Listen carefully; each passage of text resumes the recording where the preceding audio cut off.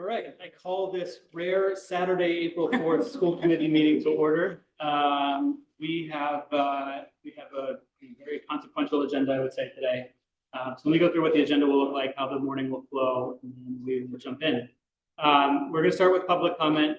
There is going to be comment on the superintendent appointment decision, but public comment is for things not on the agenda. So just if you want to speak to the superintendent appointment, just ask you to hold those comments.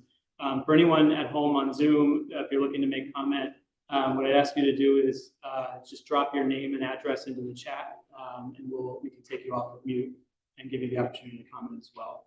So again, public comment for things not on the agenda first. Then we will go to reports, liaison subcommittee reports, and then we will move into deliberation and potentially a vote to appoint Dr. Henry Turner as superintendent. Depending on the outcome of that discussion, we'll do one of two things. We'll either go into executive session to conduct strategy sessions for negotiation, in which case we wouldn't return to an open meeting, or we will have a discussion about next steps in the absence of an appointment this morning. So that is our agenda for today. Let me start with comment. So if there's anybody here in the room or on Zoom who would like to make a comment about anything not on the agenda, it's a chance. All right, everybody's here for exactly why we thought they would be. Okay, let's then move to liaison reports, and I will start at the end of the table with Laura. No report. Report. Tom. No report. Sarah. No report. Aaron. No report. Carla. No report. Okay, I will make just one comment. This is Carla's last formal meeting with us. We are going to have an opportunity to recognize her. Didn't sort of feel right to squeeze it into this particular meeting. So we're going to ask Carla to come back at one of our upcoming meetings so that we can sort of properly recognize her 6 years of service to the school committee and at least 2 more years of service that we'll get out of her on the Killam project. But just want to acknowledge that your last time was formed. So thank you for being here. So.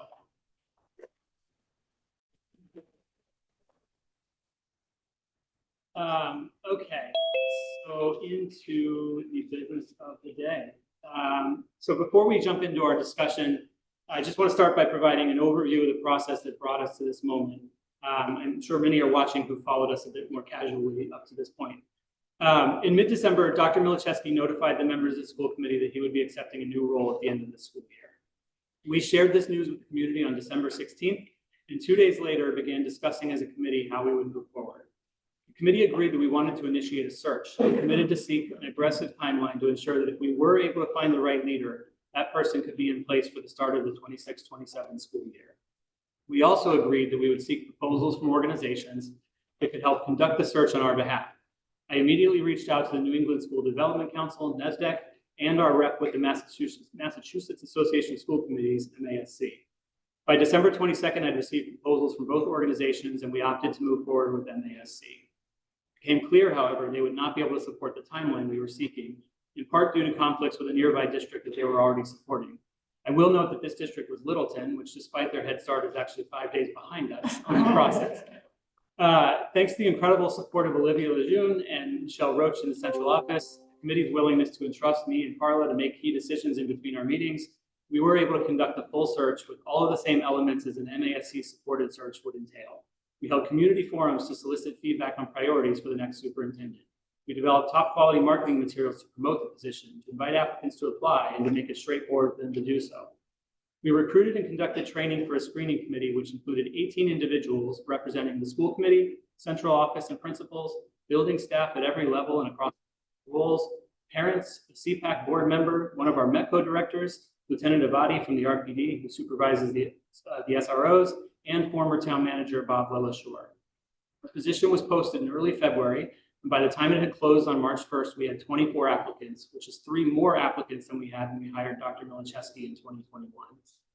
15 days later, after interviewing 11 of the applicants over 4 different meetings, the screening committee voted unanimously to advance 4 candidates as finalists for the position. We immediately began working to get those finalists scheduled for what is frankly a fairly intense interview process.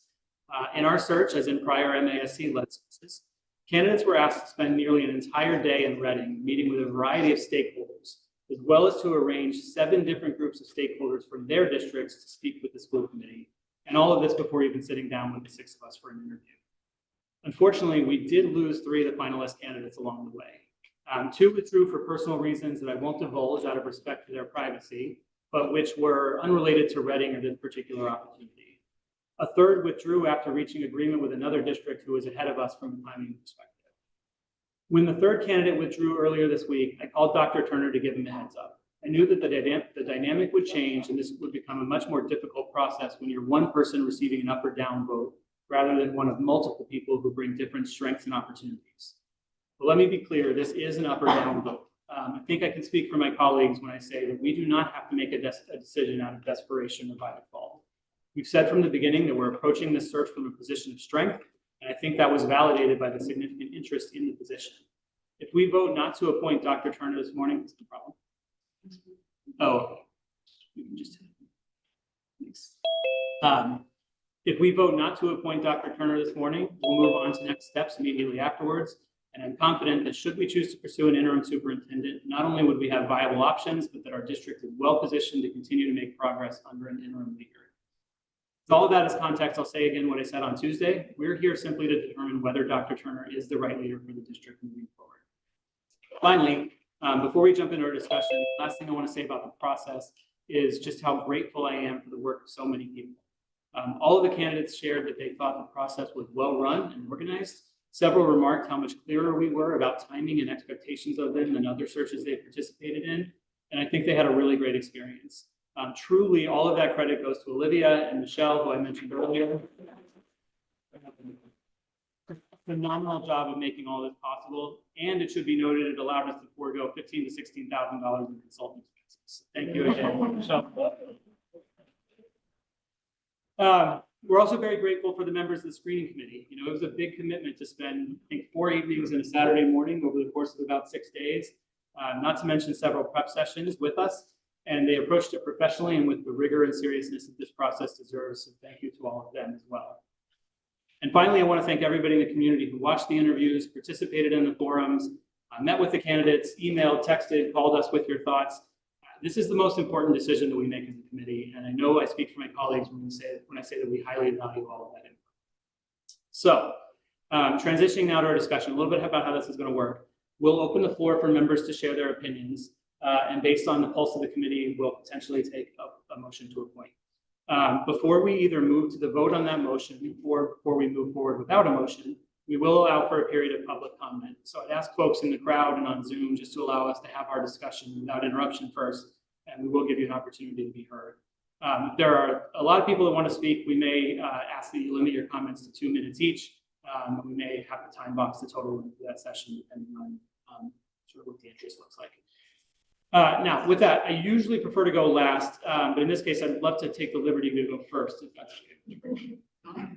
All right. One of the arguments posed in some of the emails that we've received over the last several days is this idea that with one remaining candidate, we don't have a comparison of point, you can't make a proper evaluation. I've given that a lot of thought over the last several days because I wanted to make sure that I didn't have a blind spot, you know, in that regard. Where I landed is that I think that premise is a little bit flawed, frankly. Because while we don't today have an A-B comparison to make this morning, we all have many data points for what a superintendent candidate looks like. 4 of us have worked with 2 different superintendents here in Reading. The same 4 of us have been part of a superintendent search in the past and seen all the same interviews and site visits and community forums for credible candidates that weren't in 2021. Several of us have participated on screening committees and seen dozens of resumes and double-digit interviews with semifinalists. And while only Dr. Turner is still up for consideration, I do also think it's important to note that about 90% of the data points we received during this process, we did receive on the final candidate as well. We completed the site visits to Lowell, we observed her community forum, we got plenty of feedback from staff and other stakeholders who did have the opportunity to meet with both candidates. So I'm confident that we have enough information to evaluate Dr. Turner on his merits. And I will be voting yes to appoint him as superintendent. And let me share a few of the highlights to why, and then invite others to jump in. One of the things that I'm proudest of in terms of this committee is that regardless of our political differences, we've actually become pretty well aligned in terms of what equity and this concept of all means all really means in practice for Reading. And it's not about, you know, scary woke DEI, CRT, any of the buzzwords. It's about a shared belief that every student, no matter what may be unique about them or may be traditionally considered as an obstacle, Every student deserves to be able to achieve to the maximum of their own potential. Our job as a district is to provide the right environment for them to do that. I think it was evident in all of Dr. Turner's interactions here in Reading and in feedback that we received about him, how deeply he aligns with that value. I also feel like I saw, even just during the course of the last week or so, how he started to really understand the context of our community and apply that shared value in a way that will continue the great work that began under Dr. Milcheski's leadership. The second thing for me is, there's a big jump from high school principal to superintendent. His jump may not be as big as some, just given the size and complexity of Newton North, but it's still a jump. It really is. When we met with stakeholders from Newton, I was really tuned into the central office group in particular, trying to gauge what kind of things he'd done that could prepare him to make that leap. And I was very encouraged. I want to just share a few of the highlights, not all of which I think came up in other forums. They talked about his district-wide policy work, and I think folks heard about the homework policy as one example. They talked about how he was an active voice and a leader in planning for negotiations with the teachers union, how he had an active role in curriculum reviews across levels, about his great relationships with department heads at the district level and a strong focus on consensus building. There was a quote that caught me, which was, Henry is always looking out, and he's not somebody who's sort of stuck in the bubble of his own school. He's contemplative but decisive. And then when we spoke to the principal group, something that really struck me was they were reflecting how they had a retreat the day that Dr. Turner was here in Reading doing his round of stakeholder meetings. And they talked about how sort of noticeable his absence was in the room and how, it's just a different feel when he's in the room in a really positive way. And then, another big driver, and probably the last one I'll say here, is for my yes vote is that, a lot of people whose opinions I value highly are backing this movement. In all, between the site visits, seeking out opinions from staff throughout the district, and a number of people I know who had exposure to him either in Newton or Bedford or maybe know him personally from Marblehead, I've had the chance to hear from north of 100 different people in like live conversations with 100 different people. RPS staff represent about 30 of those, and overwhelmingly the staff that I talked to are excited about his candidacy. One of the more common refrains that I heard is that though we'll never be able to replace Dr. Milcheski, Dr. Turner possesses a lot of the same traits that have made him so successful here. He leads through empowerment. He understands that his role is not to be the resident expert in every room that he's in. And he deeply understands that as long as you keep students at the center of your decision-making, you're usually going to get it right. So I'll close by just saying I'm excited about Dr. Turner. And as I already said, I will be voting in favor of his appointment. Who would like to jump in? I don't have all my words fully written out, so bear with me. This has been a really intense process. This week has been incredibly intense. Tom was never going to be easy to replace. He's beloved. He's beloved by everyone. He has worked really hard to build relationships, to build trust. And frankly, I think most of us can agree that the district is in a place that we could have only dreamed about 5 years ago.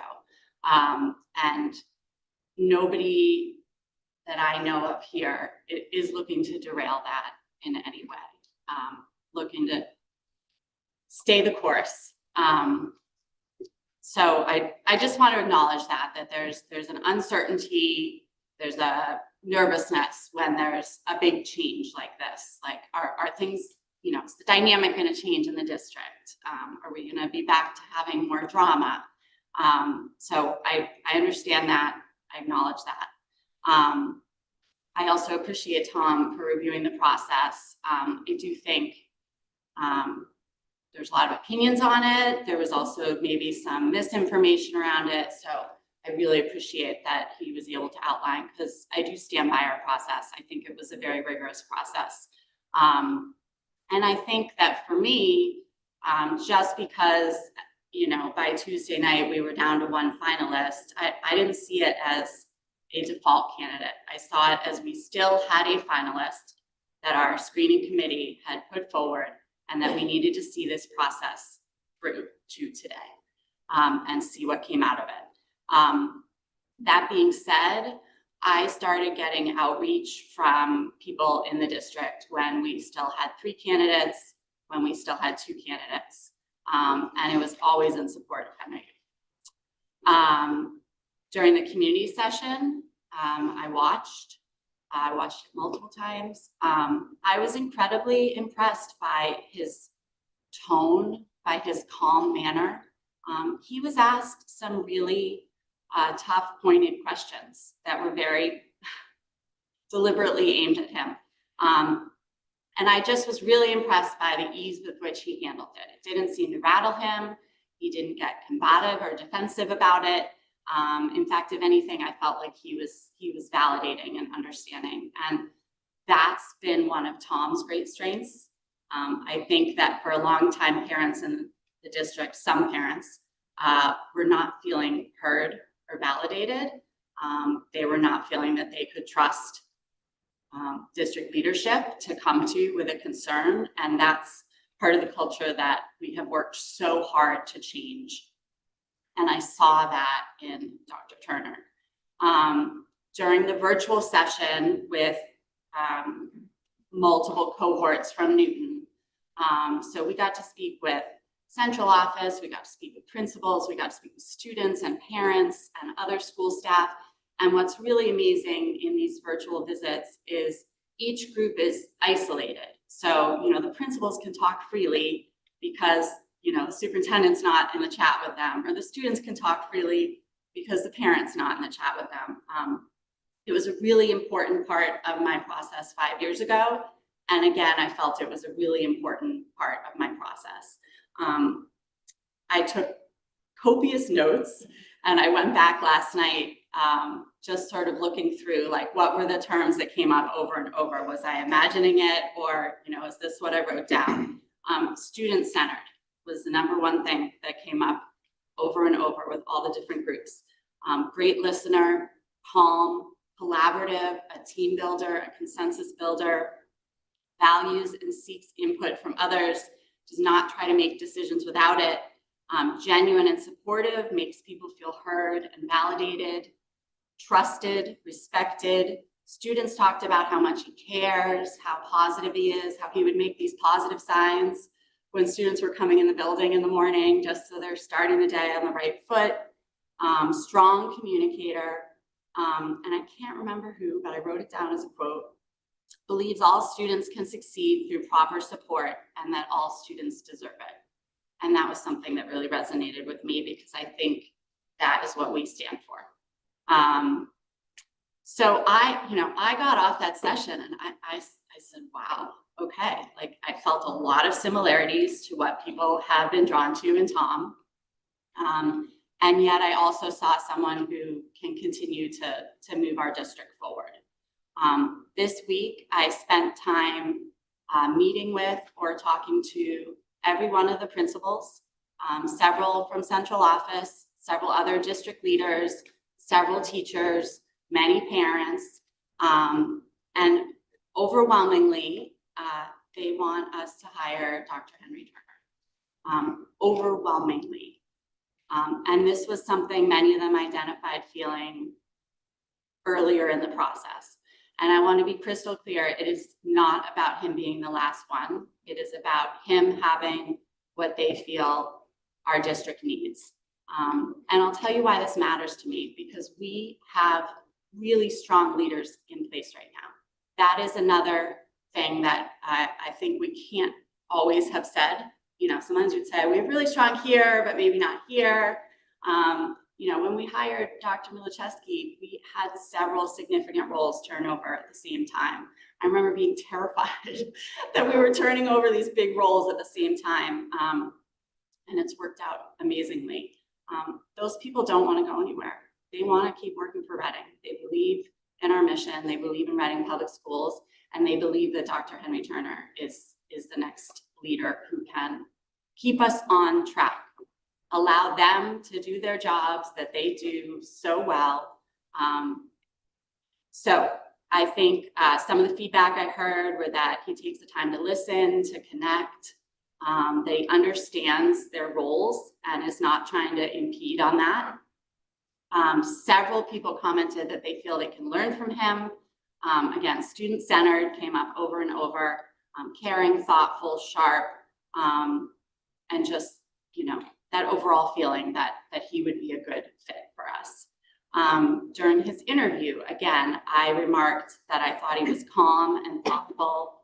I thought he was mostly thorough in his responses. Was every response perfect? No, but I think that's hard to do as well.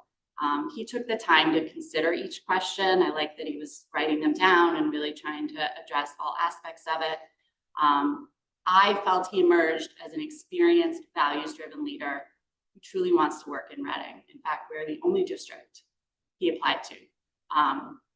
So that tells me something, that it's not, just a job. It's unique to our community that he sees as a good fit. I think that he has the ability to continue the collaborative culture that has been so important to our leadership.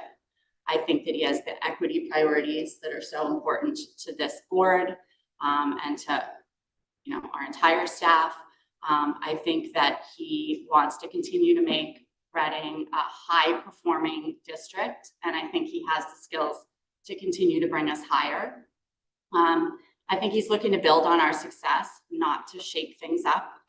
I don't feel that he is coming in with his own agenda. I think he has great respect for where we are and for the leadership we have in place, and wants to empower them to continue to fulfill their roles. Yes, there are some areas where he's going to be weaker, where he doesn't have experience because he's a high school principal, he's not worked in central office, he's not a superintendent.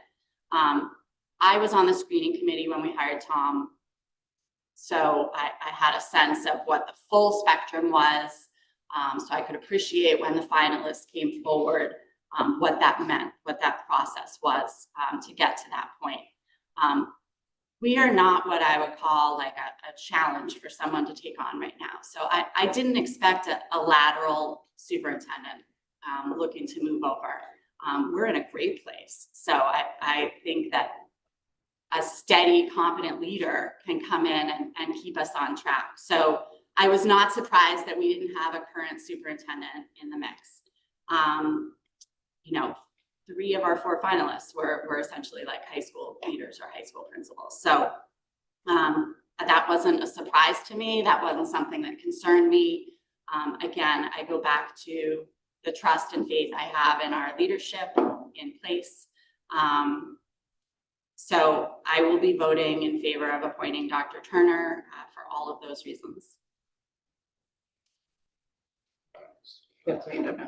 I do have my words written down because I am not a morning person and I am under-caffeinated. So I pulled my thoughts together last night while I was thinking about this difficult decision ahead of us. So under Dr. M's leadership, the district has developed a cohesive, high-performing, and highly collaborative leadership team that has driven meaningful progress on key priorities. I really believe the next superintendent should be prepared to build on this strong foundation, sustaining a culture of collaboration, constructively challenging and supporting our and advancing this work with a continued focus on closing achievement gaps for our highest need students. I wanted to really in data and anchor my thoughts and decisions on 4 things: our district vision, our equity statement, and the selection criteria we unanimously agreed upon as a school committee. In the job description, we highlight the following selection criteria: demonstrated commitment to equity, inclusion, and ensuring high outcomes for all students, outstanding collaboration, communication skills with diverse stakeholder groups, ability to establish trust and credibility with staff, families, municipal partners, and school committee members, leadership grounded in humility, service, and a commitment to maintaining and strengthening Reading as a high-performing public school district, strong people management, and leadership development skills. I strongly believe Dr. Turner meets the district selection criteria through a consistent record of collaborative, equity-centered, and results-driven leadership. He increased advanced coursework participation from 65% to 87%, with the largest gains among high-need students, and improved college placement rates from 79% to 84%.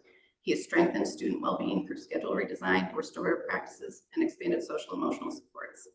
At a systems level, he co-chaired pre-K to 12 vertical alignment to ensure a coherent and equitable student experience across all grade levels. Across more than 20 complex multi-year initiatives, he has demonstrated the ability to balance innovation with effective implementation while developing strong teams in a leadership capacity. The screening committee, as some of my colleagues have pointed out, conducted a rigorous and thorough selection process, reviewing a strong pool of highly qualified candidates and ultimately advancing 4 finalists through the full process. Among them, Dr. Turner stood out far and above due to his academic achievements and the breadth and impact of his profession. professional experience. These qualities were reflected at all stages of the process, from resume submission to screening, to site visits, to staff interviews, to school committee, and in the countless conversations I have had since then with key stakeholders. While it's unfortunate that other strong candidates did not advance to this stage, my support of Dr. Turner is not relative to the field. He independently embodies the qualities, leadership, and vision I believe are essential for our next superintendent. Further, I wholeheartedly reject the assertions made by some community members that Dr. Turner's values do not align with those of Reading Public Schools. On the contrary, his leadership closely reflects the district's vision and equity statements, expanding access to rigorous coursework, fostering inclusive and supportive environments, and ensuring all students feel known, challenged, and valued. His work demonstrates a system-wide commitment to equity, belonging, and high outcomes grounded in strong relationships, data-informed decision-making, and meaningful community partnerships. I am enthusiastically in support of Dr. Henry joining our district and being the next superintendent.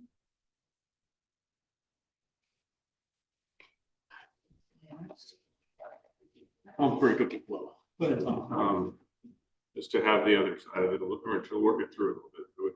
I have not decided, even as of right now. You're running out of time. Well, you know, I'm struggling a lot. I've been struggling a lot with this conversation. You know, and what I was listening to, some people saw earbuds in my head on the way in, was Tom's interview 5 years ago, and trying to compare, contrast the two, and understand the depth of answers that we were getting there versus the depth of answers we got from Dr. Turner. Just to try to make sure I was being fair as I was going through it. I reckon, well, first of all, let me back up, because Sean, thank you for outlining the search process. As the chair of that committee, I stand firmly behind the search process and what we did. You know, 24 people applied, 11 were interviewed of those 24. Of those 11, a good number of them said they only applied to it. Right? So this is not a pool of also-rans or anything else like that. I want people to understand that. It's a pool of really strong candidates that of which many of them only applied to it. 3 of our 4 finalists only applied to it. The one that didn't is obvious because she got hired in Mascot, right? So I think that's telling in terms of where Reading is, what people see of Reading, how much change has happened in Reading over the last 5 years that people want to come here. Dr. Turner is one of those 3, right? With Dr. Turner comes a lot of really, really strong comments. My peers on the committee have outlined some of those. I don't agree with everything that they've said necessarily, but that's there. I think that his equity focus, and as Sean defined it, I think is more appropriate than as some other people are defining.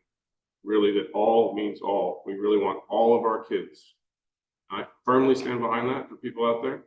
We want all of our kids, whether they're black, brown, white, purple, green, whether they're on an IEP or not on an IEP, whether they have high income or low income, whether they live in Reading, whether they live in Boston, whether they live in Stoneham or Melrose or wherever they live, all of our kids have the opportunity to meet their highest potential outcome.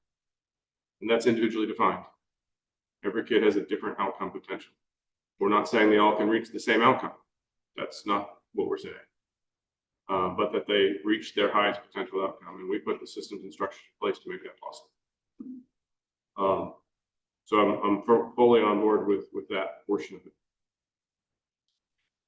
And in Dr. Turner's case, you know, people know I'm a data guy, so I look for all the data that's publicly available.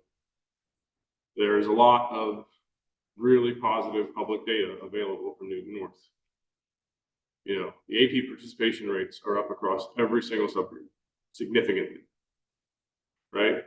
The post-pandemic AP 3.5 to 5 are up across all subgroups, right? Comparatively to his first year, when in 2016, there are some that are slightly down, but almost from a pandemic forward, it's been great. His post-pandemic MCAS science scores are up across all subgroups. There are some mixed information, though, pieces that are important to understand and be aware of. And MCAS is a little bit of a misnomer these days, especially last year. when they changed the law and people took it less seriously. But post-pandemic MCAS scores are down for ELA and math for nearly all subgroups. Interesting. There's a disconnect there between the output from AP and output from MCAS. And perhaps the difference is 2 additional years in high school to be exposed to the curriculum and instruction processes there at the high school of Newton North. What is also interesting, though, is another standardized test. SAT scores are down across all subgroups, but up from his first year. So down from post-pandemic, but up from his first year. So there's definitely a post-pandemic bump that's still coming, a catch-up that's still coming, and I think that's consistent across the education sector overall. So as I look at it, I'm trying to say, okay, you are an equity-focused guy. Is the outcome matching? And in many ways, and perhaps the most important ways in my mind, AP and college applicability, it is definitely meeting that. And so that's something I look at very focused and very heavily. I would echo that a lot of what Aaron and Sean said in terms of talking to staff around the district. I've talked to numerous members of the staff as well. I think there is a strong support from our leadership team overall for Dr. Turner, which is one of the reasons why I might vote yes. Right? Those people I trust, I know them well, I work with them a lot. And you know, I think that support is pretty strong. I will say he was not my #1 candidate. Absolutely was not. And I've told that to other people. And that's my primary reasons are, and this is where my pause is, his limitation with regards to his access from a high school perspective versus district level perspective. Now, one of the things I don't align with necessarily was Sarah's statement about his work on curriculum K-12. I didn't get that from the interviews. I must have missed a note if that's in fact the case. If it's great, if it is, that's great. I know he's done work on like homework policy, but I don't consider that curriculum, right? I know he's talked about certain things in terms of you know, math related challenges in the elementary and them having to pivot to you know, ELA, etc. But I have not seen a K-12 view from everything I've heard in the conversations from a curriculum and instruction. Counter that with the fact that he is a professor in how to do curriculum instruction. So there's some interesting balance there as you work through that, as I understand it. I also am worried on a couple of fronts, right? I don't believe his budget experience or answers were anywhere near good enough. And that's one of the things I was really trying to go back and listen to the way in which Tom answered the budget question versus the way in which Henry answered the budget question. And maybe we should have asked a follow-up in that space, be a little bit more fair in that case. But his budget answer was almost abrupt. It was focused only on one school. It was focused on having to deal with a cut and not necessarily looking at it from a systems perspective, like how am I going to execute a budget process? Who do I pull into that process? How do I engender it and whatnot? Now, counter that with some of the feedback we heard from the department heads in our site visit, where they mentioned how he's had them come in and force them to look in at a different angle and say, okay, I am now, as the math teacher, going to advocate for the ELA department and say why we should budget more for the ELA department. So there was a little bit of a juxtaposition there as well that I appreciated the counter view of it as they were looking at it.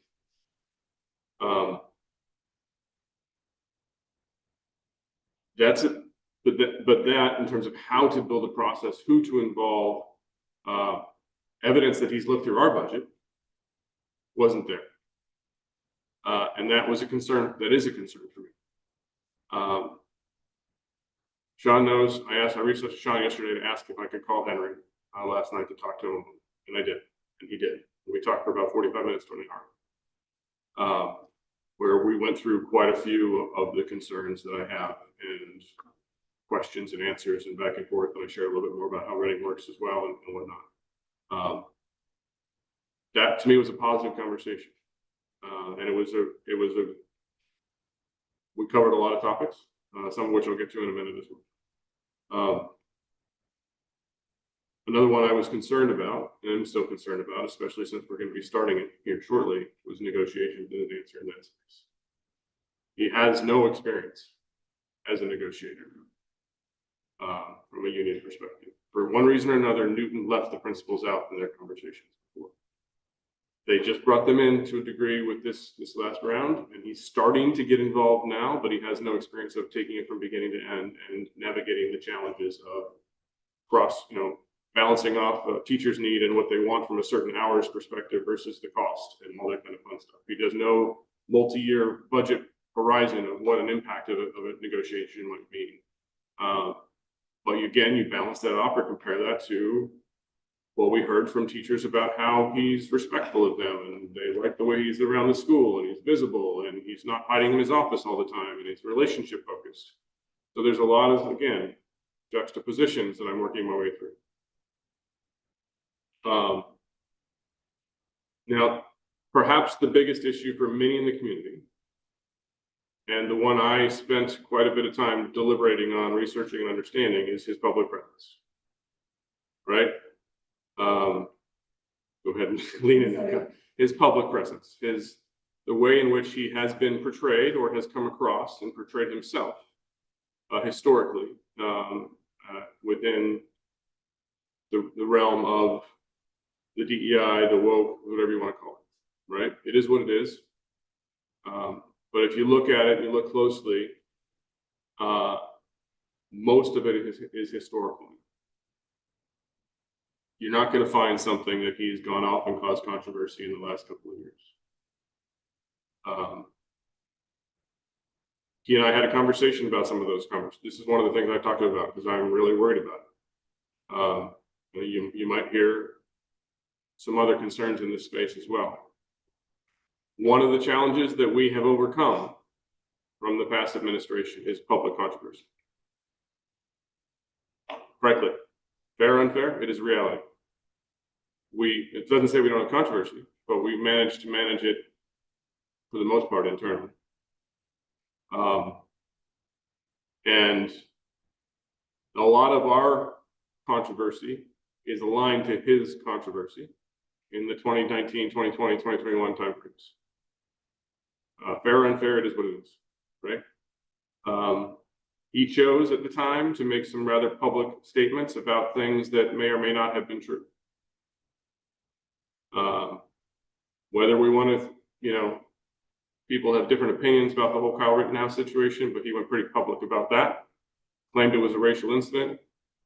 There was not a single person of another color besides white involved in that process, but there's a perception of if that was a black person, they would have been convicted regardless. And he chose to make that public statement, which brought a lot of pressure on Newton North and on him at the time from, yes, maybe far-right groups, but it is out there, it's well understood.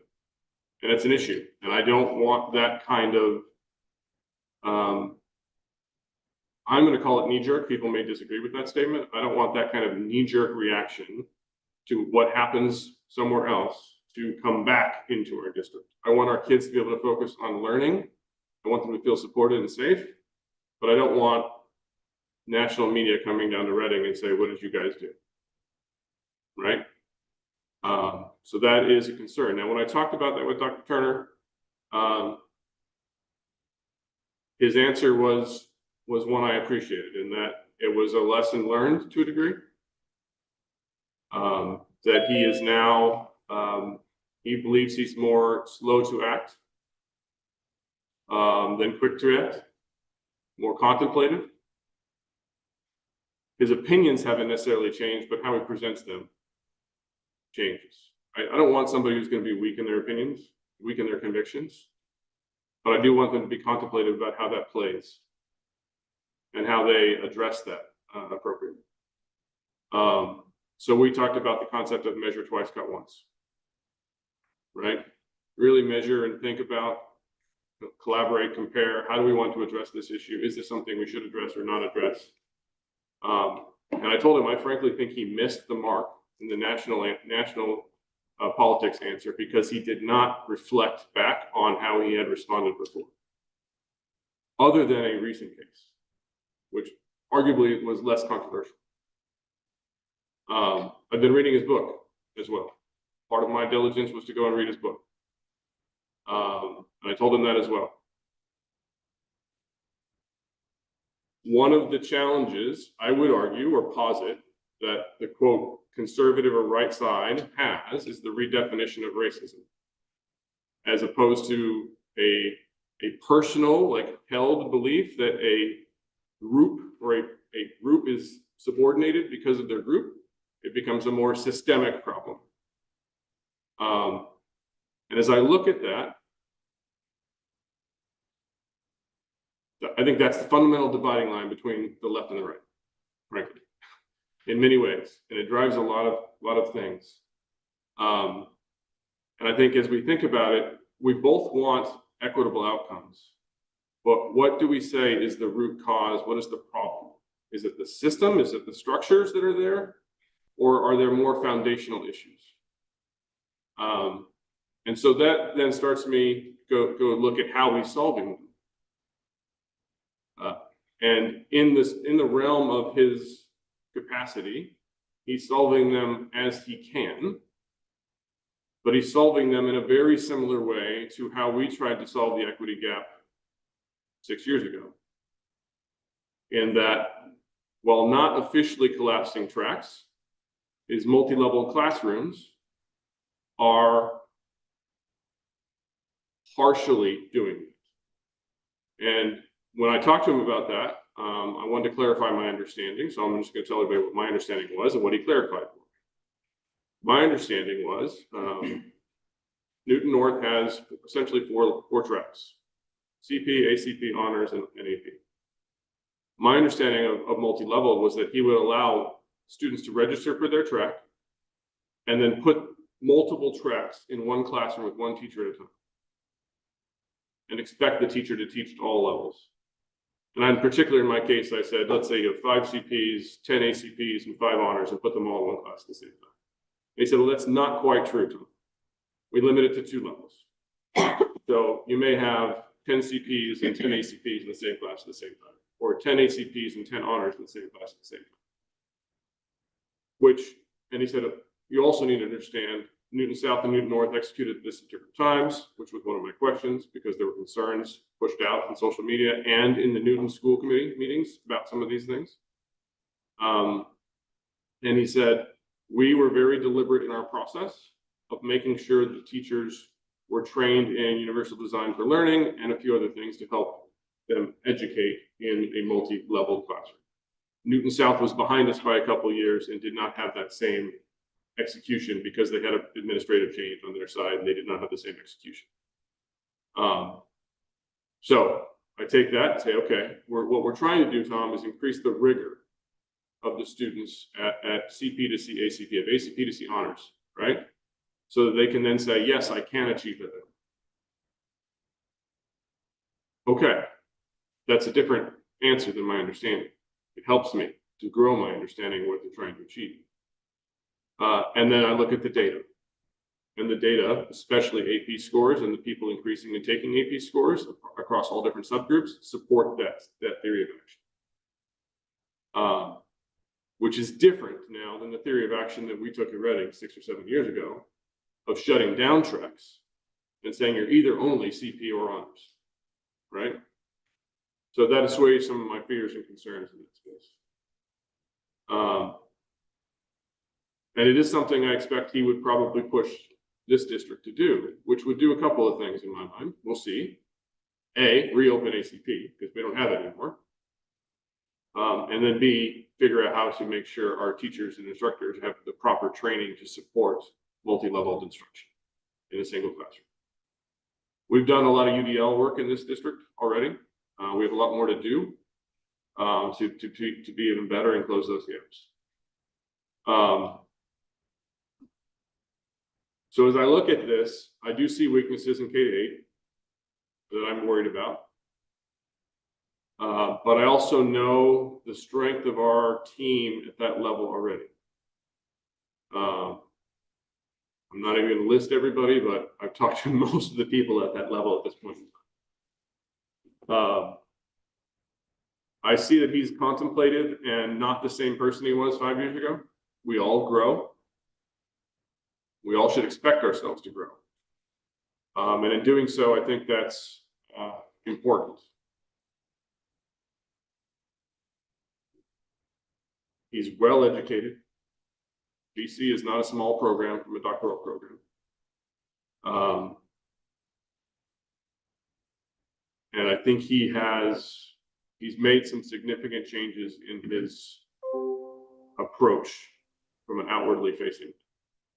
Now, so I would say that to say I'm leaning towards yes, but I'm not a strong yes. And I told him outright.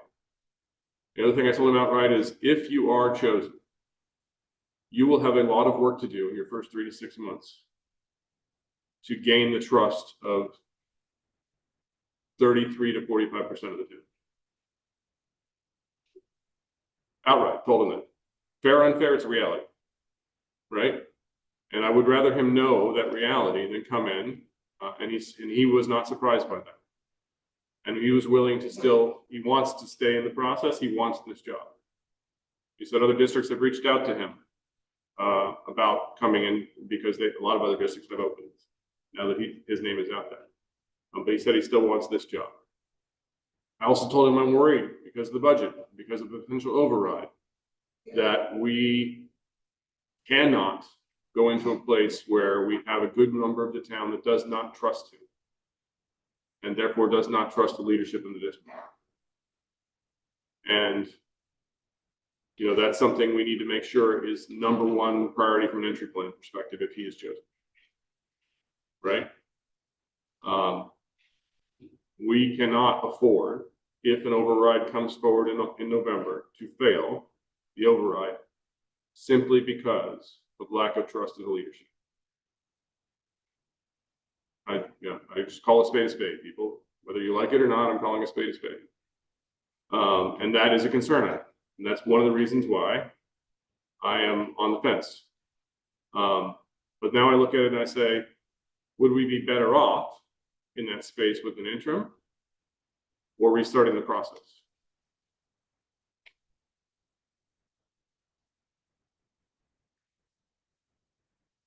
I'm unsure.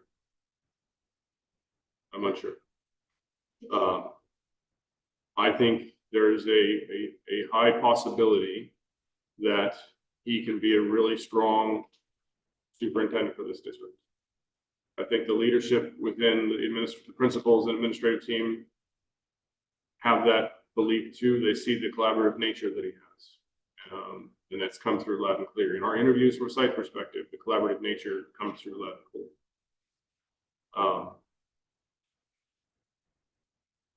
So I'm all that to say, I've done a lot of research on this, a lot. I've gone down a lot of rabbit holes.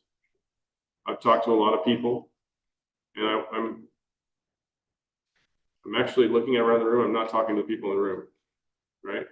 For the most part, I'm talking to mostly the people that are online right now, and the people who have sent in some interesting emails. I'm also going to say this, and people may not like it, right? But it has to be said.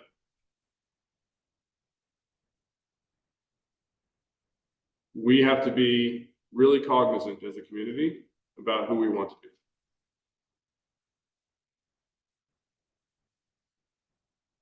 Uninformed, misguided, inaccurate emails does not help us.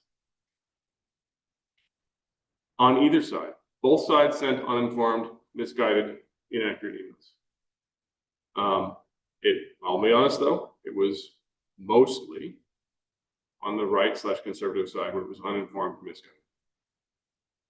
And I want you all to hear me because you elected me, right? We've done a lot of work with this committee and a lot of work with this town to keep us moving forward and in a positive way.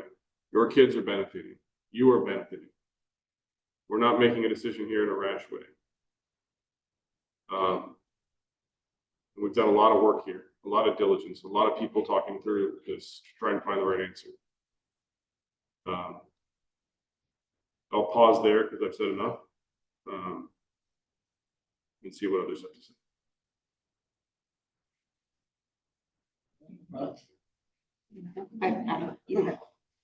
Okay, sure. I also did not write out a statement ahead of time. But I do feel that I'm one of few people who is in the unique position by virtue of having been on the screening committee this time around, of having a really good framework of reference for understanding how Dr. Turner compares to the other applicants that we got for this job. And I agree, because I was there, that it was a very rigorous screening process. It was time intensive. It was representative in terms of stakeholders across the district. It was thoughtful in terms of the way that people engaged with the candidates and engaged with the questions and engaged with each other in our discussions that we had about the candidates after the interviews. And so I'm thankful that I have that frame of reference, because I think it gives me a slightly different perspective on the idea of the Dr. Turner being the default candidate, so to speak. And I too think that is a misguided or misrepresentation of the way the process worked.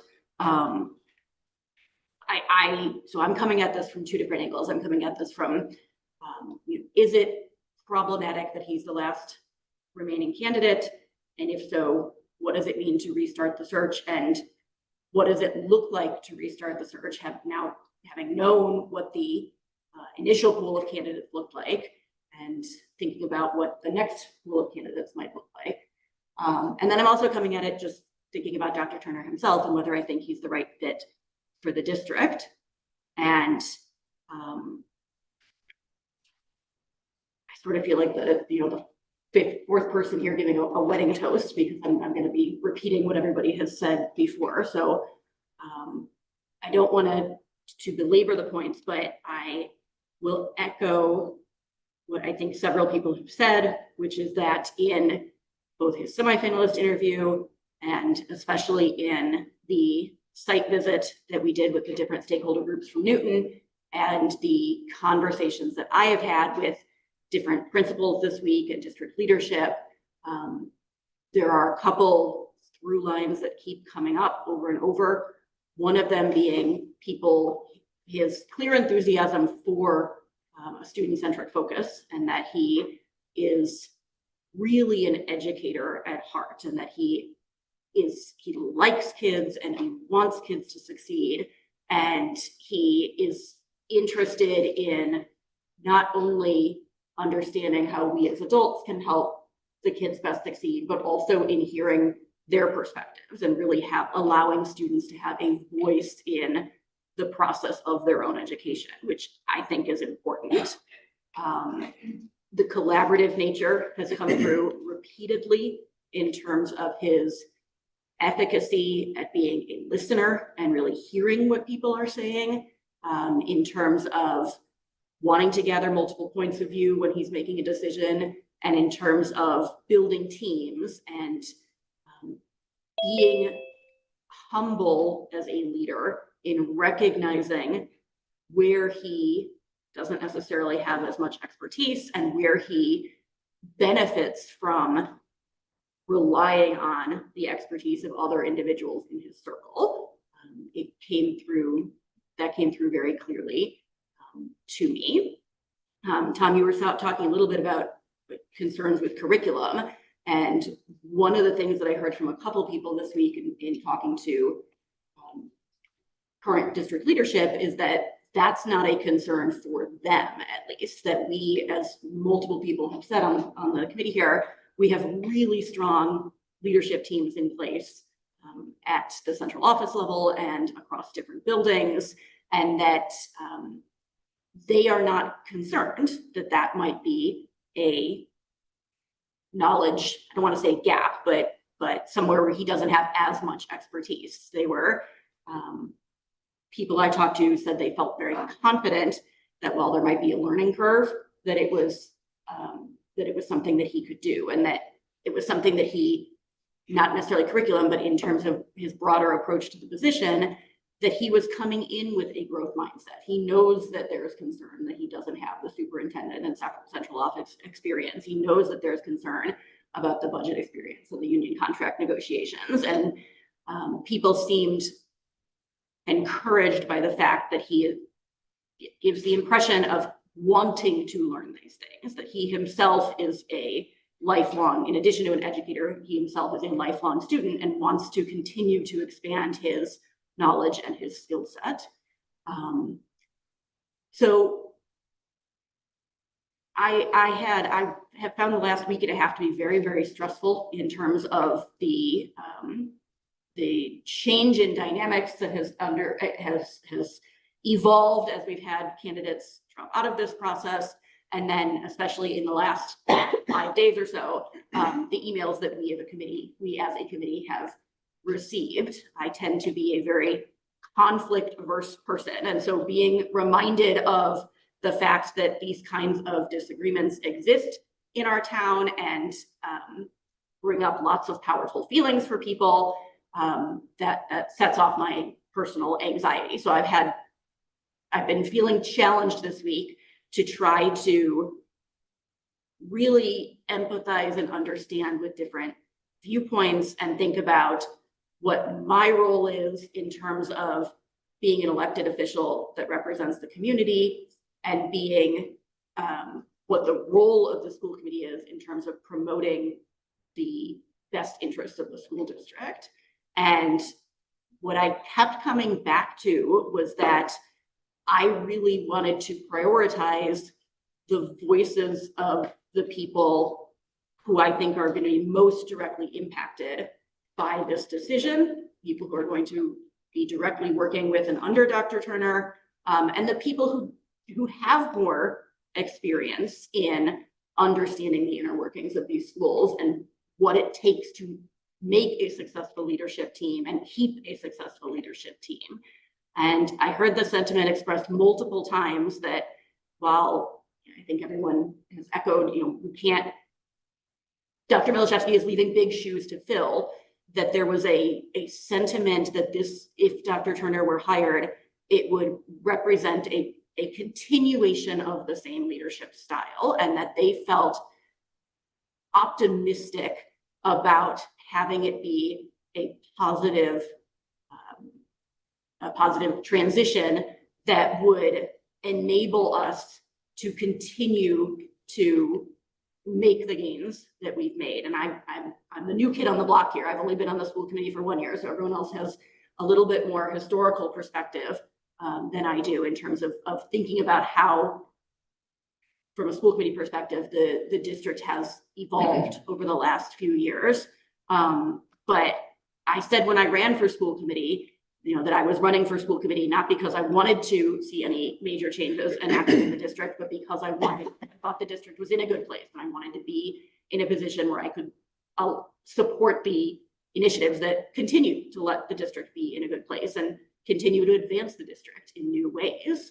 And what I am hearing from the people on the inside of the school system is that there is a lot of enthusiasm for Dr. Turner as a candidate. And given my perspective that I gained as a member of the screening committee, and knowing how he compared to some of the other candidates, and I will say he was one of my top 2 candidates from the entire pool of 11 semifinalists.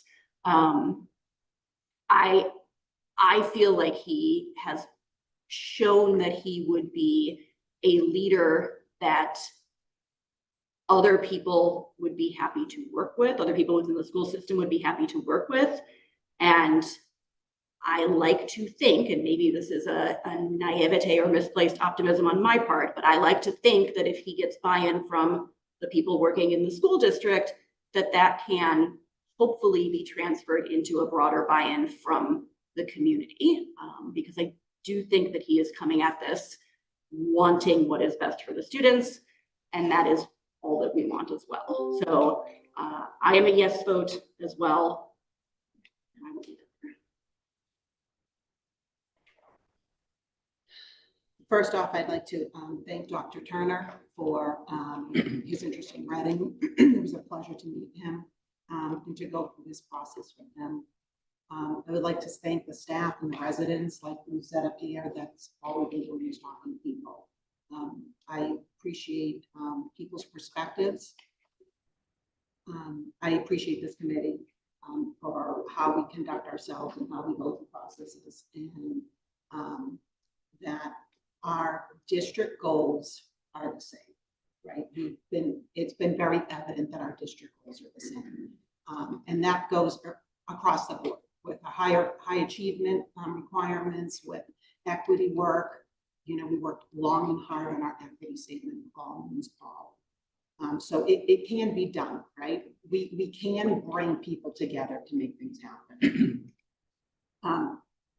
I do appreciate that we have one candidate left, and one of the issues that I see with not having multiple candidates is if we want to advocate for one candidate, we can talk about the positives. But if, instead of having only one candidate, that we're either talking about the positives or the negatives. This is a professional process. This is a human being who has a professional career and a family, and I appreciate this committee and how we conduct ourselves. Our job here today is to determine if Dr. Turner is right for Reading. Having, and like I said about that one, I will give you, you know, we've done the research. We've had the community input. We've had the site tours of, 3 hours with multiple constituents. I learned a lot in Dr. Milichewski's interview process and in this one through the site visits. I feel like in some respects, I learned more during the site visits than I do during the interviews, because we really can kind of hear how these candidates are perceived. I will tell you the things that I noticed and appreciated about Dr. Turner. He is engaging. There's no doubt about that. He's a great guy. In our site tours for 8 different subgroups that we had for 20 minutes, the first 15 minutes was how great of a guy he was. And I was like, okay, let's get on to the meat. I did feel like there wasn't enough meat there in a lot of the instances. I felt like we got to the end of our time and our questions were more pointed around some systems at the central office level. And they came out because we asked those questions. So I was a bit disappointed with that. He is a collaborator. I have no doubt, in my opinion, he is a collaborator. He will talk to people. He will try to bring people together.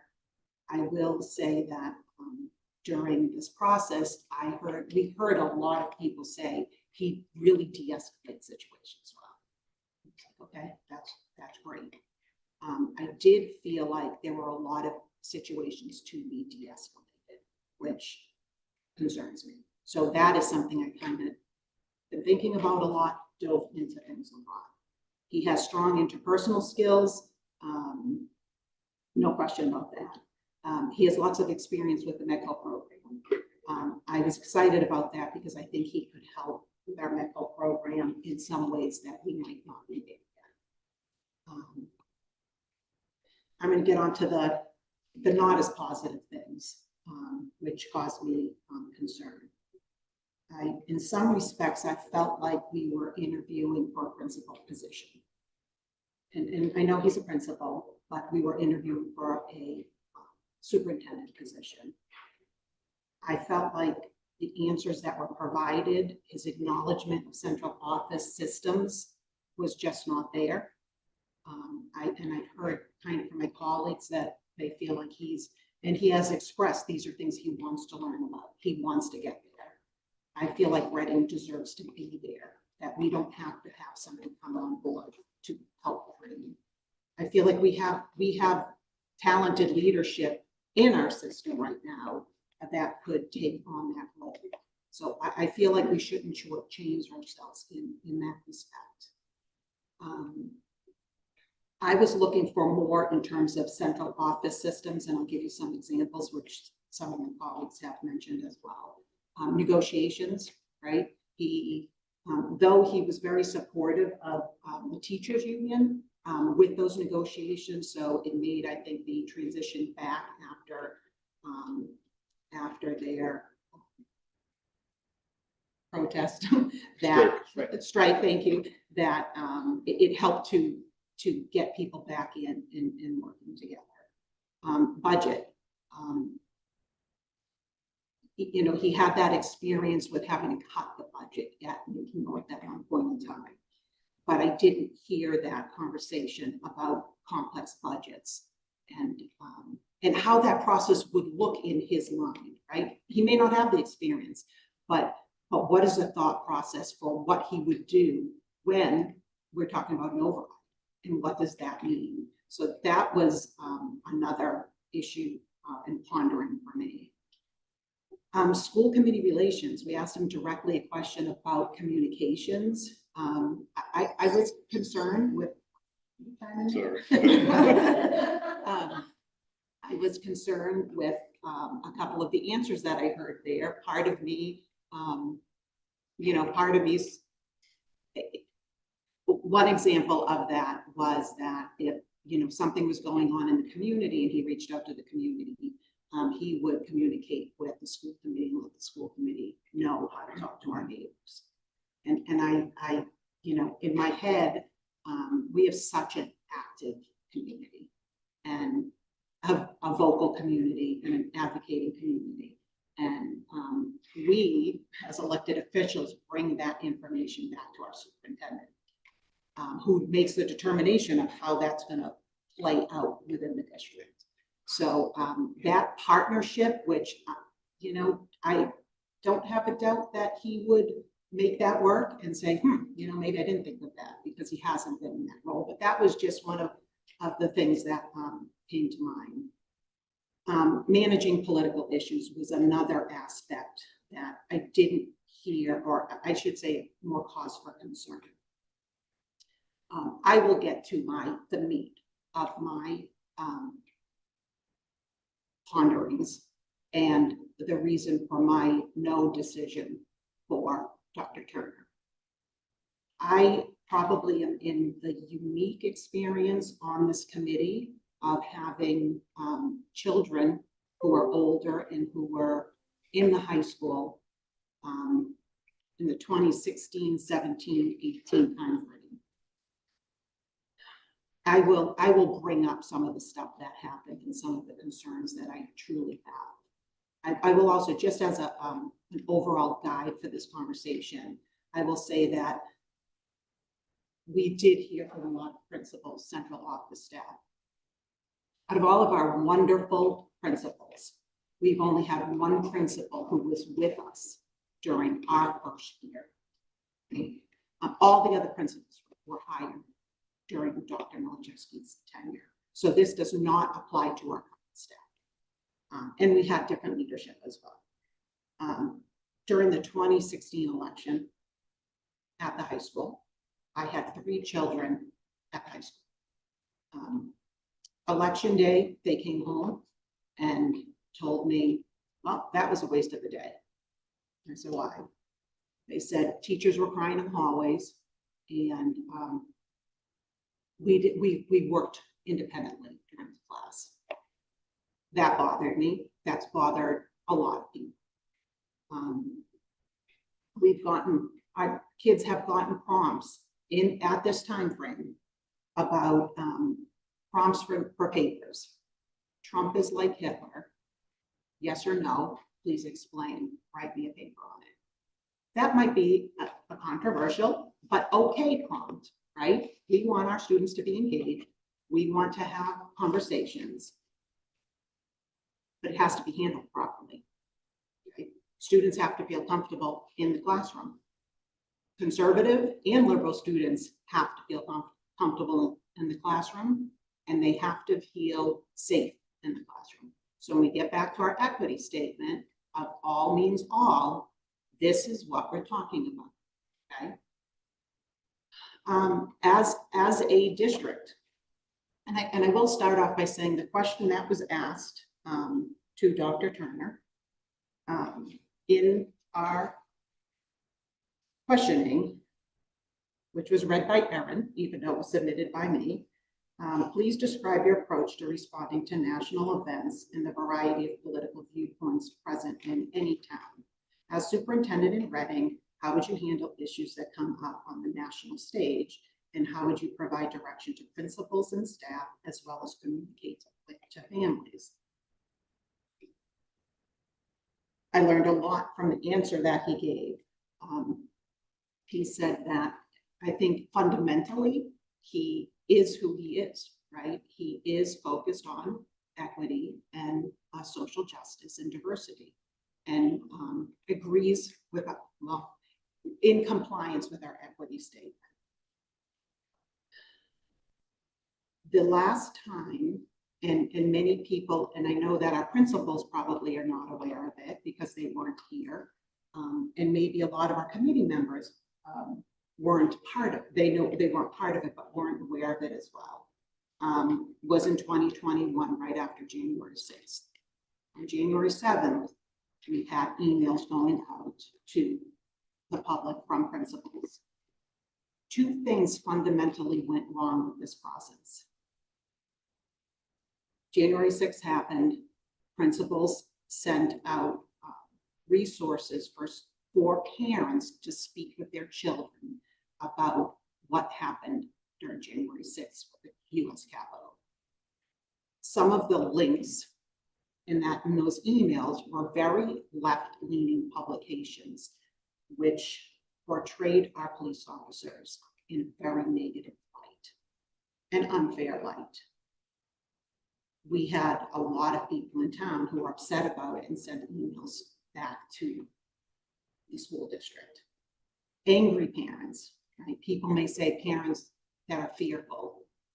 I don't know if fear is the right word, as angry may be the more appropriate word. Me personally, I don't want somebody telling me how to raise my kids. If I need resources, I'm free to reach out to anybody. But that, when the school system kind of reaches out in that type of way, maybe too hastily, because that email was out the next day, maybe giving it some time and having more ponderings about what you're doing. What happened later, we had an outside of the school district group who wanted to know what parents were against what the teacher sent out, right? That presented a lot of problems for our district in many ways, and ultimately ended up hurting some of our children. I don't forget those things. These are some of the reasons why I ran for school committee. When Dr. Milichevsky came in, a lot of that outside influence on our schools stopped. We have the best staff anywhere, between our central office staff, our principals, our educators. We are all, our school committee, we're all swimming in the right direction and in the same direction with shared goals and shared values. When we let those outside influences come into our system, it doesn't benefit our children. It only can hurt our children. Now, am I saying that we are not having tough conversations, that the educators aren't talking about difficult things or current happenings? Absolutely not. Those conversations are happening appropriately. Our children are not missing out on things. When we were in the site interview at Newton North with students and parents and staff, I kept hearing about de-escalation. I kept hearing about all of the issues that happened, and how he was wonderful at de-escalating. and they were student focused and student centered. And I said, where is all of this coming from? I mean, every hot button issue, you know, lots of them were mentioned. And, you know, in advisory, well, we have advisory in our high school. So in advisory classes, that's good, right? We want to bring people in and have those difficult conversations, but not when it's bringing in so much angst that our focus is no longer on education. Also, prior to this point in time, prior to all of our principals being here, we had 3 schools in our district that were led by principals who decided to educate parents and put publications out there. And they felt it was their responsibility to do that, right? And this is where the balance is. Those 3 schools were our 3 most underperforming schools. Why? Potentially, my opinion, is because the focus was not on education. When you spend your time worrying about other things instead of what our responsibility is, which is educating our children, things can happen. So my Dr. Turner is who he is throughout. He has certain values and that are part of who he is. Is he able to come to Reading and keep up the pathway that we're on? I asked pointedly to some people who I spoke with who are in positions in this district. This is my concern. And they said, well, when he comes, we would tell him, this is how we do it here. And I said, do you think he would be able to continue along that path? Or do you think fundamentally who he is, his abilities wouldn't allow him to do that? And that is the biggest question and concern for me. I will tell you that when Dr. Milichewski first got here, he is a master. In terms of how to keep that delicate balance and keep us moving along. I don't think that many staff may really understand how many political pressures comes our way. I think we've done a really good job of keeping that balance. In May 24th of 2022, when the terrible school shooting in Uvalde, Texas happened, I braced myself, right? I said, holy cow, here's a big incident that happened. The next day, at about noon, Facebook was quiet. And I said, did we dodge a bullet? How, everything is quiet. And I called up Dr. Milichewski and I said, Tom, what'd you do? And he said, what do you mean? And I said, Facebook is quiet. And he said, we met with the principals. We met with central office staff and we decided what our approach was and what was our best foot forward. Now, it doesn't mean that children weren't coming into school and talking about it, where teachers would talk about it, but there wasn't some grand public statement about it. So I is that sigh of relief. And I do feel like we have moved forward as a district because of it.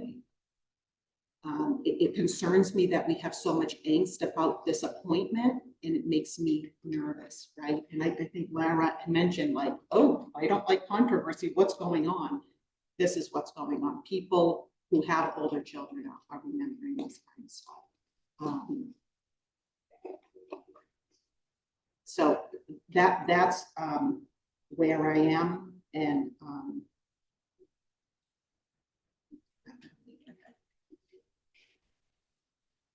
Okay. Before I go open it up for public comment, does anybody have anything they want to just give the committee an opportunity if there's anything anybody wants to address or respond to one another, a little bit more discussion, we'll go to public comment. I'll take a motion, one last chance for deliberation, and anything else at this moment? One thing. Yeah, please. So what I appreciate our committee is everything I think we just put on display. We are all very passionate about the students and about this community. We are all extremely invested in our roles. I'm sure I'm not the only one that was, losing sleep and grinding my teeth all week and just feeling very anxious and it's not a good feeling, and we haven't had to feel that in a while. Things have been very good. I just want to say that Carla referenced some really, really, really low points in our district where I'm not going to rehash it all, but really difficult times. But I want to keep coming back to who we have in place now and the leaders that we have in place now, and that these are all leaders that told me point blank they want to stay in Reading. They are committed to Reading, and that they feel that Dr. Turner is who they want leading us forward. So I ask for a degree of trust from the community. You have been trusting us for the last few years.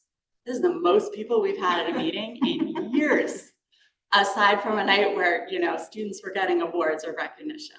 I want you to trust our building leaders and our district leaders who are asking for this. They're asking for it. They're not saying, sure, we'll deal with it, we'll settle with it.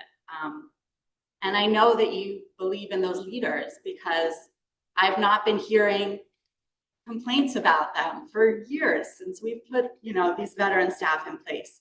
So I do agree with Tom that there will be, trust will need to be built, and that trust needs to be earned for Dr. Turner if he is appointed.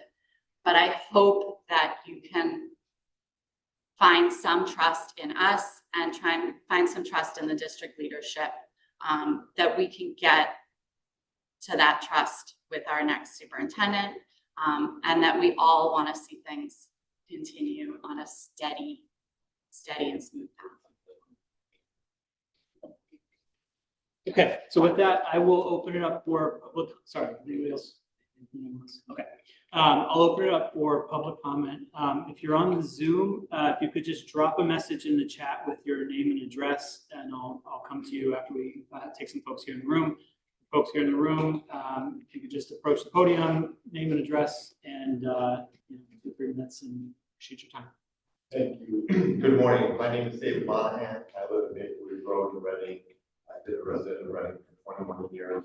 And I'm here also representing my wife, Lindsay Monahan, who's a member of that meeting, Precinct 4. And we are enthusiastically supportive of the candidacy of Dr. Turner. And I'm glad I got to go first because I think what I wanted to say really dovetails with what Erin just said. Our family wants to thank the members of this committee for the work that you have done, for your diligence, for your thoughtfulness. Everything you've said this morning shows us how seriously you have taken this screening process and how thoughtfully you're approaching the challenge of the fact that 3 of the candidates have stepped back. And in our family, we are so appreciative. I think there is going to be that degree of trust. As residents of the town, we voted you all into office, and what you've said today shows me that you've taken seriously the trust that we have put in your hands. It's so important to the future of our children, and I should have said we have children in 1st and 8th grade in Reading Public Schools. But what could be more challenging and more important for the school committee than making a decision about the new superintendent? And obviously, huge shoes to fill with Dr. Malashevsky. And you've shown that each of you has kind of done your homework on different areas and done a deeper dive on different areas. And each one of you thoughtfully approached this challenge. And I'm so excited about the prospects of Dr. Turner leading us forward, and really appreciative of the work that you've done. And just wanted to say thank you. Anyone else in the audience here? Oh, yeah, Chuck. Good morning, Ryan Johnstone, Wall Street, precinct 7. You remember, I'm not pleased that they were going to go first because a lot of things I was asking. I'm not going to advocate for or against Dr. Turner right now. I just want to say thank you also. One of the potential concerns I had the last week was that somehow this was involved into a emotional decision. And I really appreciate hearing that that's not the case.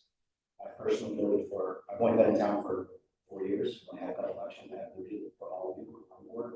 I'm very happy with it. So thank you all for everything. The people that work in our school committee deserve it. In our school district deserve it. And students deserve it. So I'm really appreciate it. And everything. Thank you.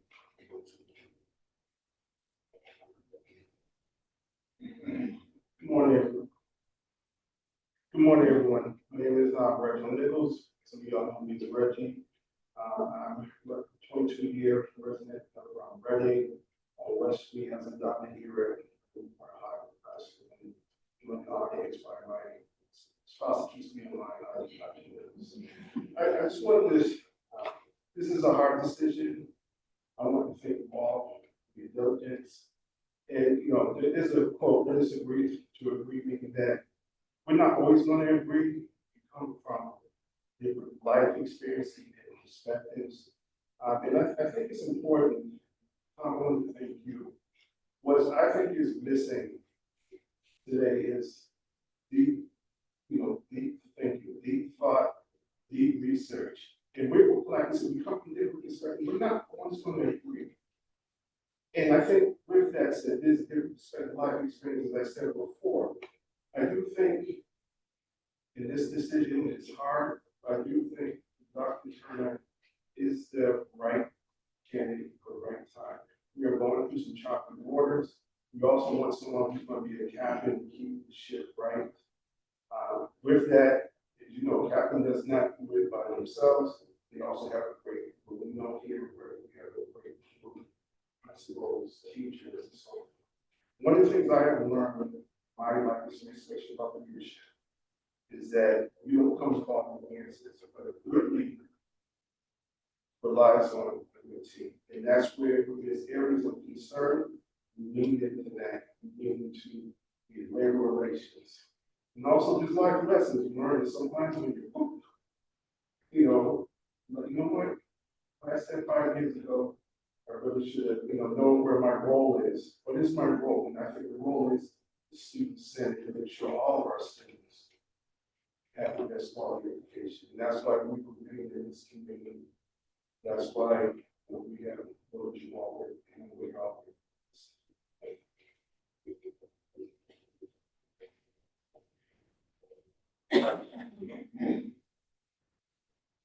Shillings, Marlene. Thank you for the committee for the work you've done. It's really amazing. And thank you to Tom for actually reading this book. I appreciate that. That's a lot of work. Couple thoughts. Even though they really won't change anybody's opinion, I feel like I had to come and say something. A few of us still have children that are in the system. Some of you don't have children in the system. Some of you have children who work in private schools. So you're making this decision for me, who has 3 children who are in this district. And I feel like this decision can go one of 2 ways. He only applied to Reading, and that brings me pause. I had not heard that. I kind of want to know why. To be able to answer that, I don't know. When I listened to a lot of his interview, and I listened to it again this morning, I didn't hear answers to questions. He said a lot of great things, but he didn't give us concrete answers. One of the examples I will give you is the override question. What was his point? He told us he was 10 years as a school principal. He knew we had building projects going on. He knew that the schools committee was developing a plan. His process would be to prioritize the number of issues. He knew that there was academic work, routine, educational aspects, management, building management, community communications. He said that it would help to build trust, that budgets are community values, that contracts are community values. He said he will think about those things in the ways we continue to grow and demonstrate the fiscal responsibility. I didn't hear a concrete answer. I heard a lot of words. I heard a lot of words out when I heard him talk. I don't like that phrase, but that's what I heard. I also just want to point out, I heard Ms. McLaughlin's day out with fellow committee members tonight, and I found it very unprofessional. And I just wanted to call out. Thank you.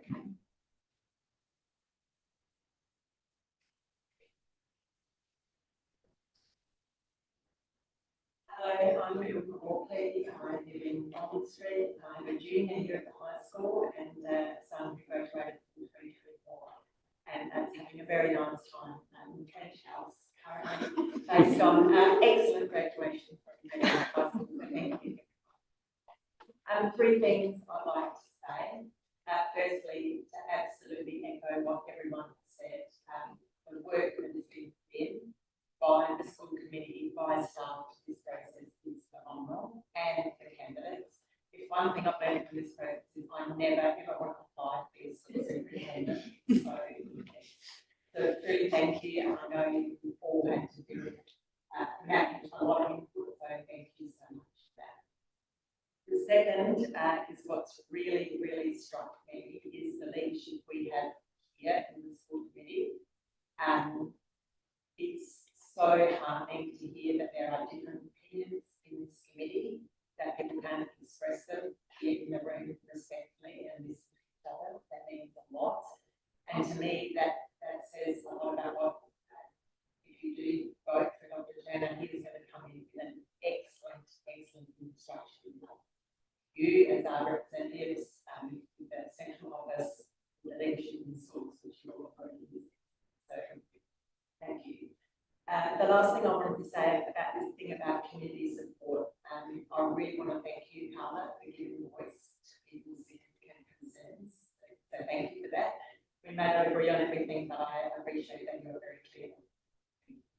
I particularly want to thank you, Tom, because I think what you've done is you've modeled a way of how we can achieve community support, how we can have conversations.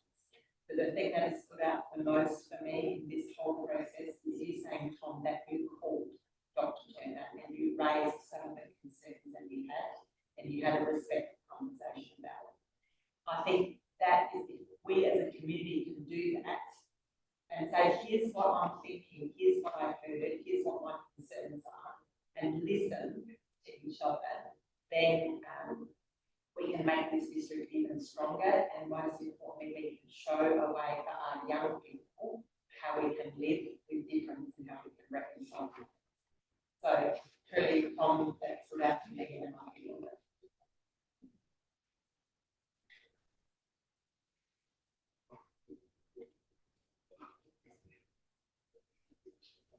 I am still Dr. Eva Rowe Redding. First of all, I want to say thank you. I sat in your seats. I know how difficult it is to make these difficult decisions and how many different opinions there are at the table. Bringing that all together into a decision that's going to impact every student and every community member for hopefully a long time to come. So thank you for your hard work. Thank you for your research. Thank you for being honest about your opinions. I have 3 kids who have gone through the schools here and who are thriving, and that I think Reading Public Schools, and a lot of the team members that are on the ground heading each of the schools, principals, the teachers, the team leaders, they've all done an awesome job. There are new ones. I've seen evidence that they're also doing a great job. Part of this, as mentioned, is trust of those leaders, and that's part of what I heard from Dr. Turner, is that he will work with the teams, he will nurture the academics, he spoke about that specifically, and he would be trusting the teams to work with them.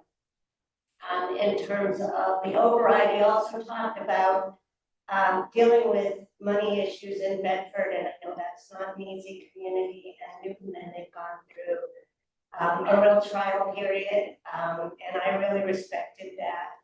I love that he has the experience with restorative justice. So he understands the importance of getting communities together as well as the students, the families and the students together to understand discussions. Whether we like it or not, the outside world comes into our schools and every child has different conversations at their tables, at their dinner tables. They come in with different conversations with their peers, and they come in fraught a lot of times. And ignoring that actually can interfere with their education, which Ms. Nazaro mentioned is priority. It is, but ignoring the issues is not always the answer.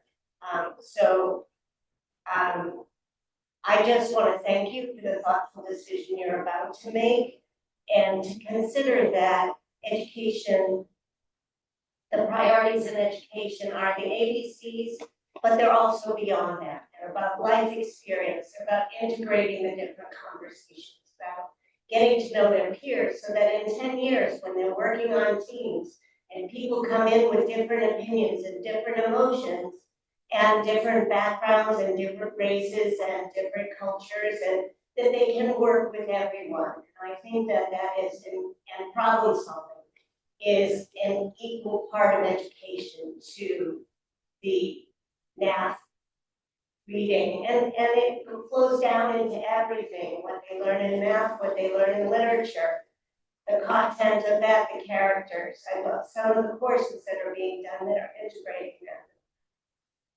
Excuse me, the requirements coming down from the state about civics and about Holocaust education, genocide, forgive me, genocide education. So I think all of that should be considered as an equal part of the education that our kids leave here with.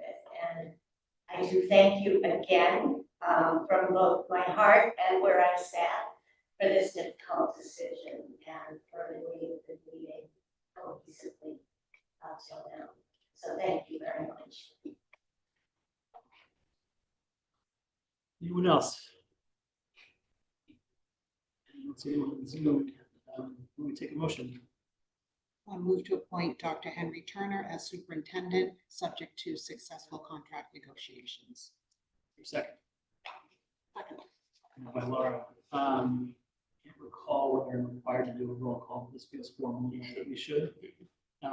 Laura. Before we do. Yes. Oh, go ahead. Oh, yeah, I'm sorry. Yeah, yes, no, you're right. You're right. I even said I wanted to pause for one more moment of discussion and deliberation. Thank you. Go ahead, Bob. Can you confirm you have no comments in there? Because I can't see, I no see questions. nothing in the chat, and that was what I asked, was for folks to come off of, or to comment in the chat, and we can take them off you. Okay, just want to make sure it's not, we can't see everyone anymore. It's only to you and No. the And I have received a couple chats on unrelated, like a microphone issue and things like that, so it's working, but Yeah. no comments. Yeah, just want to make sure we're accidentally locking people out. So a couple of things I just want to respond to, if you don't mind. Sure. Ms. Williams, are you still here? Did she leave? She's not. Well, she'll see it when she watches back, because she doesn't have it doing it. I want to say, first of all, I had similar concerns, and I said it already, around budget and negotiation and whatnot. But I don't think we possibly could be taking this more seriously than we are. My wife knows there have been nights I have not slept, got up and gone to the couch and studied and looked, and I'm one of those who doesn't have a kid in the school anymore. So you can say it doesn't affect me, but guess what? It affects me. I'm here because I care. I still care, always have cared. I know you weren't personally going after me in any of those statements, but I think it's important that you know that everybody on this committee cares, right? We wouldn't be here if we weren't. This is not an easy job. It was a little cushier about 4 months ago than it is now. I had gotten into a nice rhythm. I was comfortable. Boy, my comfort's been upset. quite a bit, and I give Tom a hard time about that relatively regularly. I will note a couple of other things that I, forgot to include in my conversations before. I've been relatively critical of some of his answers around special education as well. I think he missed the mark in terms of what he could have highlighted and only focused on the academic side of closing gaps from an IEP perspective and whatnot. He didn't highlight some of the strengths of Newton's special education programs.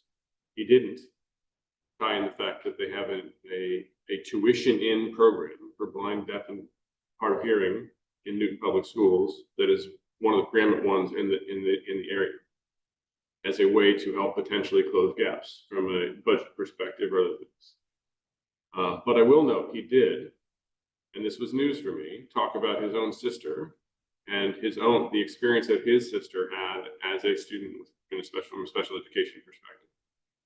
And I raised that because of a certain thing. There's an empathy that comes with understanding that if you don't have a child in special education, you just don't understand. Just as I would say, if I have not had a skin color that's not white, I don't understand, right? I have a perspective and experience, Reggie, as you mentioned as well, right? Dr. Turner did come before his interview and tour a couple of our schools with Dr. Stice. He toured Birch and he toured Coolidge. And I had the chance to talk a little bit with a few people that saw the evidence of that tour.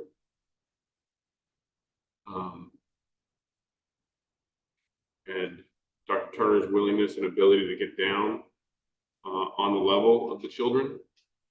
And in particular, one experience at Coolidge where a certain subgroup of kids just absolutely flocked to Dr.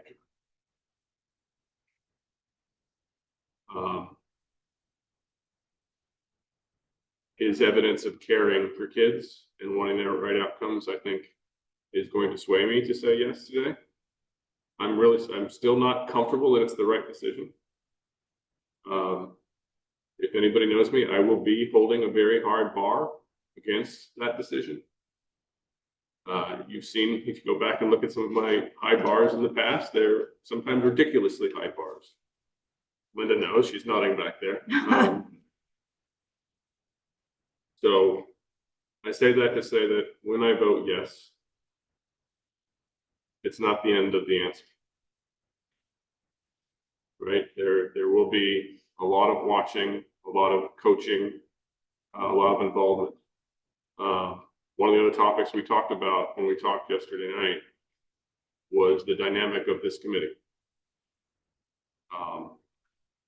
He mentioned that he's not seen a committee that reaches out and talks to principals and all this other fun stuff, which surprised me a little bit from a Bedford perspective. Doesn't necessarily surprise me from a Newton perspective, in terms of the city government or maybe even a Lexington perspective. But this body is very active in a positive way, I think.